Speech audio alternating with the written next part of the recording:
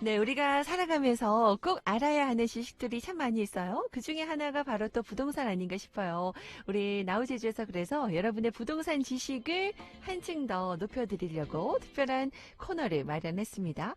모르면 어렵지만 알면 유익한 또 재미난 부동산의 세계. 매주 화요일 김시원의 부동산 법률 함께 합니다. 여러분, 하나씩 살펴볼게요. 자, 어서 오세요. 우리 법학 박사님, 안녕하세요. 네, 이름처럼 시원하게 오늘 함께 해주셨는데 의상까지도 뭔가 이게 여름하고 딱 잘 어울리는 네 그런 느낌이네요. 네, 감사합니다. 저는 두 번째 시간입니다. 우리 보라 보는 라디오로도 여러분 함께 할 수 있어요. 우리 또 부동산 법률 법학 박사님 또 미모의 또 우리 박사님이셔서 더 많이 놀러와 주세요. 네, 궁금해하실 것 같은데요. 근데 부동산은 제가 말씀드린 것처럼 정말 알아야 할 부분들이 참 많은데 어디서부터 어떻게 알아야 되나 그리고 또 이 궁금증은 어떻게 해결해야 되나 이런 생각들 들잖아요. 쉽게 좀 알려주시는 그런 시간으로 준비하고 있습니다. 오늘은 어떤 내용 준비하셨어요? 네, 이번에 정부가 세입자의 주거 안정을 목적으로 네, 지난해부터 도입한 계약갱신 청구제와 전월세 상한제, 네, 그리고 이번 6월 1일 시행되는 전월세 신고제 이렇게 세 개를 해서 네, 주택임대차보호법 3법이라고 하는데요. 네, 네. 개정된 내용이 어떤 것이 있는지 주요 내용과 쟁점 사항을 짚어보도록 하겠습니다. 중요하네요. 이 주택 임대차 보호법, 임대차 3법. 네. 여러 가지 이제 개정된 내용들 여러분께 언급해 드릴 거고, 이 계약 갱신 청구제, 전월세 상한제, 또 전월세 신고제, 이 세 가지가 해당이 되고요. 정말 알아야 바뀐 법률에 적절하게 우리가 대처를 하잖아요, 여러분. 그렇죠? 자, 그렇다면은 또 궁금해지는 게 바로 이 전월세 신고제인데 일단 이달 6월 1일부터 시행이 됐거든요. 어떤 부분인지 좀 짚어주시죠. 네, 내용을 간략하게 보자면 수도권 광역시, 도, 세종특별자치시, 제주특별자치도에서 주택을 전세나 월세로 네. 임차, 임대하는 경우로 보증금이 6천만 원 또는 임대료가 월 30만 원을 초과할 때에는 거래 당사자인 임대인과 임차인이 주택 소재지 신고관청에 계약 거래일로부터 30일 이내에 공동으로 신고하는 것을 의무화하는 내용으로 전월세 신고제가 시행되었습니다. 네네. 그러니까 다시 정리를 해보자면은 보증금 6천만 원 또는 임대료 월 30만 원을 넘으면 이 관계 당국에 신고를 해야 된다는 거잖아요. 자, 의무상이라면 이행하지 않았을 때는 좀 어떠한 불이익도 따르는 건가요? 네, 맞습니다. 전월세 신고제는 의무사항인 만큼 신고를 하지 않거나 30일 기간 내에 하지 않거나 이럴 경우에는 과태료 100만 원 이하, 계약서의 계약의 내용이 거짓으로 기재돼서 아, 제출하는 경우, 네네. 만약에 금액을 거짓으로 했다거나 이런 경우에는 과태료 500만 원 이하로 부과되기도 합니다. 네네. 예, 그러나 이런 법이 시행이 됐을 때에는 이제 계도기간이라고 해서 1년 아, 동안은 네. 2022년 5월 30일까지 1년 동안은 과태료를 부과하지 않는 기간이기도 음, 해요. 맞아요. 계도 기간, 홍보 기간이라고 생각하시면 되겠습니다, 여러분. 내년 5월 31일까지는 과태료를 부과하지 않는 계도 기간입니다. 하지만 그래도 또 여러분들 잘 알아두시고요. 또 법대로 또 우리가 해야 되잖아요. 그 지금부터라도 법에 따라서 신고는 해야 되는 부분이니까 이 점도 놓치지 마시고요. 오늘은 정말 제가 꼭 필요한 내용이에요. 메모하면서 듣겠습니다라는 또 청취자분들도 계시는데요. 한번 궁금한 내용 있으실 때 바로바로 또 문자로 문의해 주셔도 되겠습니다. 샵 1015번, 단문 50원, 긴 문자 100원이고요. 자, 주택 전월세 신고를 하려면 그러면 이제 임대차 계약서가 필요한데요. 잘 만들어진 서식을 구입해도 좋지만 또 그럼에도 이 계약서에서 놓치면 안 될 꼭 들어가야 하는 필수사항 요거는 우리가 좀 알아두면 도움 될 것 같아요. 뭐가 있을까요? 네. 그러니까 기본적으로 이제 거래 당사자들 임대인과 임차인의 인적사항, 즉 성명, 주민등록번호, 네, 주소, 전화번호는 필수적으로 들어가야겠고요. 당연하겠죠. 네. 네. 계약의 주요 내용을 이루는 주택의 주소, 주택의 유형, 임대 면적, 임대하는 방의 개수라던가 임대료, 계약 기간, 그리고 계약 체결일 등은 꼭 빠짐없이 들어가야 합니다. 이 부분도 꼭 들어가야 되겠고요. 네. 자, 근데 그 또 이런 부분들 궁금할 것 같아요. 이미 이제 전월세로 살고 있는 분들 있잖아요. 근데 전입 신고를 했거든요. 그럼에도 또 따로 전월세 신고해야 할까요? 아닙니다. 음, 전월세 신고제 전에 임차인이 이제 주민등록법에 따라 전입 신고를 했을 경우에는 네, 네. 전월세 신고를 한 것으로 있다고 합니다. 네. 그러니까 뭐 2번 중복해서 할 일은 없겠죠. 아, 새로 네. 이제 계약하시는 분들 네. 해당된다 생각하시면 네. 될 것 같고요. 자, 그러면 주택 전월세 신고제 여러분 이 정도 하시면 이해하시겠어요? 혹시나 관련해서 더 궁금하시면 문자 주시고 추가적으로 궁금하신 분들 얘기 기다리고 있을게요. 자, 다음 주제로 또 넘어가 보겠습니다. 다음으로는 계약 갱신 청구제.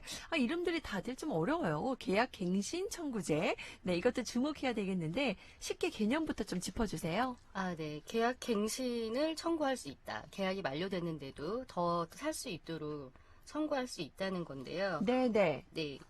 이 법 같은 경우에는 정부가 세입자의 주거 안정을 목적으로 지난해부터 도입한 제도입니다. 네네. 그런데 오히려 이제 세입자의 주거 안정을 위해서 마련한 제도인데 네. 집주인과 세입자 간의 갈등을 부추기는 요인이 되고 있기도 해요. 그래요? 네. 왜 그럴까요? 네. 일단 지금 나와 있는 것 같은 경우에는 그 법률구조공단에 따르면 이제 임대료 증감이나 계약갱신 그 기간에 따라서 분쟁 조정에 대한 거는 2019년에는 미비한 수준이었으나 지난해 7월 말부터 이제 계약갱신 청구제와 함께 전월세 상한제가 시행된 이후로는 네네. 큰 폭으로 증가했는데요. 네네.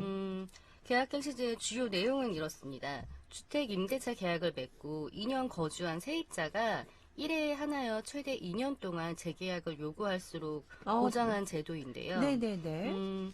임차인의 보장 기간을 2년에서 4년으로 연장을 하는 것인데 네. 뒤에 살펴보는 전월세 상한제와 시너지 효과를 이루면서 이 4년 동안 임대인이 최대 보증금을 5%밖에 올릴 수가 없는 상황이 발생이 되는 거예요. 네. 그래서 세입자 입장에서는 다행히도 이제 5년 동안, 그러니까 4년 동안은 5% 이내로만 임대료가 올라가기 때문에 이제 안정된 주거 생활을 맞아요. 할 수 보장받는 있다고는 거네요. 하지만 네. 제주도 외에 지금 서울 같은 경우에는 급격하게 전세 가격이 올라가고 있거든요. 맞아요. 근데 이런 상황에서는 이제 주인들이 이제 4년 동안 5%라고 금액이 묶여버리기 때문에 네네. 오히려 2년에서 2년으로 갱신될 경우에 네. 이제 오히려 합의금이나 위로금 목적으로 돈을 더 많이 주고 아, 세입자를 몰아낸다거나 네. 아니면 뒤에서 또 살펴볼 수 있는 이제 뭐 내가 이 집에서 살겠다 아, 이렇게 하면서 이렇게 이제 임대인을 약간 임차인을 쫓아내는 방법으로도 이제 이용되고 악용하는 있습니다. 네, 그런 사례가 있군요. 지금 안 네. 그래도 정말 전세 가격이 뭐 천정부지다 이런 얘기가 있는데 우리가 지금 용어 설명도 좀 하고 있는데 많은 분들이 임대인, 임차인 또 헷갈린다 하시는 분도 계세요. 그러니까 임대인은 집주인, 네. 임차인은 세입자 이렇게 네. 이해하면 되는 건가요? 예, 라고 하셨는데 맞습니다. 예, 제가 맞아요. 이제부터 집주인과 세입자로 말씀드릴게요. 그게 더 이해가 쉬울 수도 네. 있어요. 네. 하긴 우리가 얘기를 많이 하지만 네. 어쩔 때 헷갈릴 수도 있어요. 네. 임대인은 내 돈이나 내 건물을 빌려주는 사람, 그러니까 흔히 말하는 집주인, 네. 건물주고 임차인이 거기 새들어 사는 사람 네. 이렇게 여러분 생각하시면 될 것 같아요. 자, 이렇게 계약갱신 청구제 관련해서 이런 또 일들이 있군요. 자, 그러면 계약기간 만료 전에 6개월에서 1개월 사이에 계약갱신 청구권을 세입자가 활용할 수 있는데 무조건 집주인은 그러면 세입자의 계약갱신 청구권을 받아들여야 하나요? 이건 집주인 입장에서 한번 좀 볼게요. 예외 조항이 있으면 좀 소개해 주세요. 아, 네. 네. 우리나라가 그래도 이제 사유재산권을 보장하는 나라이다 보니까 네, 무조건이라는 건 안 되는 거고요. 네네. 만약에 세입자가 2기의 차임액, 그러니까 2기 동안 집세를 내지 않았다라고 이런 사실이 있는 경우에는 거부할 수 있습니다. 이 2기라고 하면 2기라고 하면 이게 뭘 말하는 건가요? 예, 보통 사람들은 뭐 지금이 6월이니까 네. 4월, 5월 이렇게 아, 두 달 만약에 2달. 이렇게 생각하시는 분도 있는데 그게 네네. 아니고요. 아니고. 2월달 한 번, 네. 그리고 좀 내다가 5월달 한 번. 네. 이렇게 하면 2기가 되는 거예요. 아, 네. 그런 식으로 어쨌든 한 2번 네. 정도 네. 뭐 연체한 사실이 있을 경우 네, 연속하지 않아도 연속하지 않아도 과거에도 2번이 되면 아, 네. 그래요. 그것도 좀 알아두셔야겠네. 그러면 네. 집주인이 나가라고 할 수 있다라는 거예요? 2년 됐을 때 2년 더 갱신. 갱신 요구권을 이제 받아들이지 않을 수 아닐 수 있다는 거죠. 있군요. 네. 아, 그리고요. 네, 그리고 서로 이게 지금 서울에서 제일 문제가 되는 건데요. 서로 합의하에 집주인이 세입자에게 상당한 보상을 제공한 경우라고 아, 되어 있는데요. 네네. 서로 합의하라고 되어 있기 때문에 보통 이제 2년 살고 2년 더 거주하고 싶어 하는 경우도 있고 이사를 네. 가려고 하는데 이걸 좀 악용하는 이제 또 세입자들이 있는 거예요.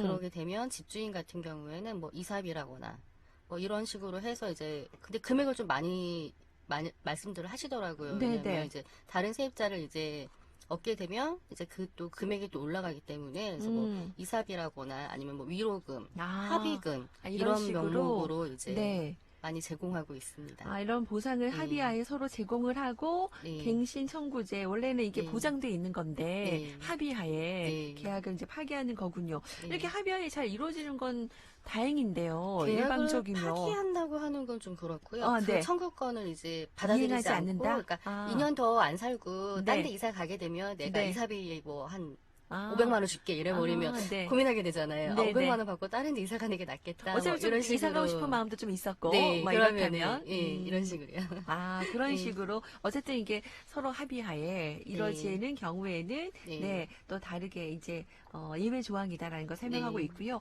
그리고 이제 집주인이나 집주인의 직계 가족이 거주한다 이렇게 얘기를 하는 경우 있잖아요. 네. 근데 그게 가능한 건가요? 아, 계약갱신 네. 청구권? 이게 네. 지금 이 집주인 쪽에서는 이제 계약갱신 청구권을 거절할 수 있는 요인 중에 하나가 네. 본인이나 아니면 세대주 외에도 이제 직계 존비서, 그러니까 내 뭐 자녀들이나 뭐 며느리들이만 산다고 했을 경우에는 네. 이 계약갱신 청구권을 거절할 수 있는데요. 이 조항이 지금 분쟁이 제일 많이 발생하는 경우입니다. 아, 그렇군요. 예, 뭐 내 딸이 아니면 내 사위나 아니면 내 며느리가 들어와서 살 거니까 좀 나가줘야겠다. 네네. 그 나가야겠다는 거는 당연히 2년 이후에 네. 계약갱신을 안 하겠다고 했을 때 그렇게 말을 하는 건데요.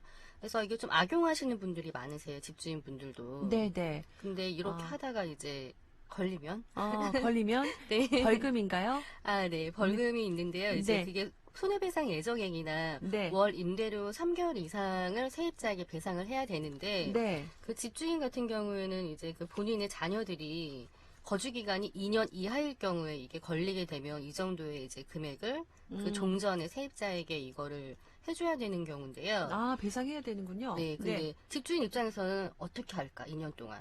이렇게 하셔서 이렇게 하시는 분들도 종종 있으시거든요. 네, 네. 근데 이때 그 전에 살던 이제 임차인이 계약갱신을 거부당한 임차인 같은 경우에는 그 집이 그 전입신고를 되어 있는지 안 되어 있는지 열람할 수 있게 되어 있기 때문에 네, 네. 혹여라도 네. 이거를 악용하시려고 하는 이제 집주인분께서는 아. 접으시는 게 안 그 됩니다. 마음조차도 그래요. 네. 근데 간혹 보면은 이런 얘기들 주변에서도 들은 적이 있어요. 뭐 어디 가게가 너무 잘 돼요.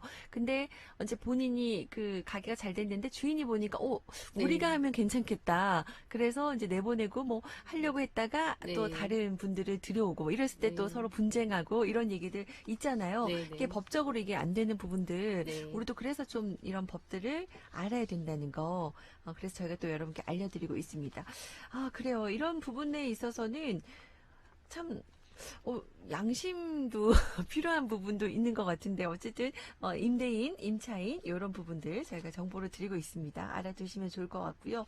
자, 그러면 시점적으로 이 계약 갱신 어떻게 좀 진행을 해야 할까요? 임대인과 임차인 양쪽 다 어떤 의사를 표시하지 않으면 그럼 계약은 어떻게 되는 건지, 그러니까 자동적으로 되는 거예요? 갱신이 되는 건가요? 아, 네. 네. 집주인과 이제 집주인이 아까 말씀드렸던 이제 내가 여기 살게 이렇게 하는 경우라도, 그러니까 모든 네. 경우에서는 계약 만료 전 6개월에서 1개월 이내에 약정 기간이 끝나면 계약이 해지된다는 사실을 꼭 서로에게 통보해야 됩니다. 네, 근데 네. 이게 뭐 그런 계약 해지에 대한 말이 없이 되었을 경우에는 그냥 계약은 그 전과 동일한 조건으로 자동 연장되게 되어 있습니다. 아, 그렇군요. 네. 그러니까 별다른 얘기가 없으면 2년 있다가 2년 한번 다시 네. 자동으로 갱신되는 거고요. 네. 근데 뭔가 다른 이야기들이 있으려면 꼭 만료 전에 6개월부터 1개월 이내 네. 그 이야기를 통보해야 된다는 것도 기억하셔야겠습니다.